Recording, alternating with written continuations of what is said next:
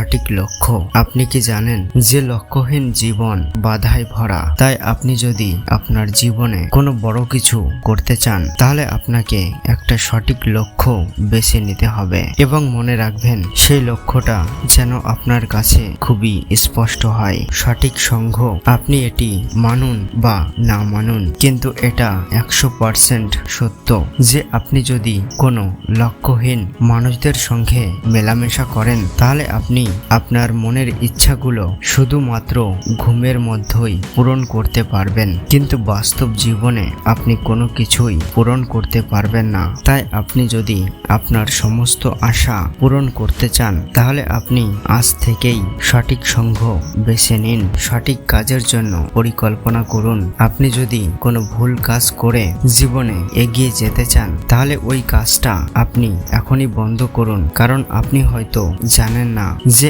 আপনি এখন যে ভুল কাজগুলি করে জীবনে দ্রুত সফলতা আনতে চলেছেন সেই সফলতাকে আপনি দীর্ঘ সময় পর্যন্ত স্থায়ী রাখতে পারবেন না। কিন্তু অন্যদিকে আপনি যদি সঠিক পরিকল্পনা করে সঠিক কাজ করতে পারেন তাহলে সেই কাজের যে সফলতা আপনি পাবেন সেই সফলতা আপনার কাছে দীর্ঘ সময় পর্যন্ত স্থায়ী থাকবে। নিজের উপর সম্পূর্ণ বিশ্বাস রাখুন। আপনি যদি কোনো কাজ আত্মবিশ্বাস ছাড়াই করতে থাকেন তাহলে সেই কাজের যে সঠিক অনুভূতি সেই অনুভূতি আপনি কখনোই পাবেন না এবং সেই কাজটিকে আপনি দীর্ঘ সময় পর্যন্ত করতে পারবেন না এবং সেই কাজটি করে আপনি জীবনেও সফলতা অর্জন করতে পারবেন না। এবং অন্যদিকে আপনি যদি কোনো কাজ সম্পূর্ণ আত্মবিশ্বাসের সঙ্গে করতে থাকেন তাহলে সেই কাজের সঠিক অনুভূতিগুলি আপনি পাবেন এবং সেই কাজগুলি আপনি খুবই দ্রুত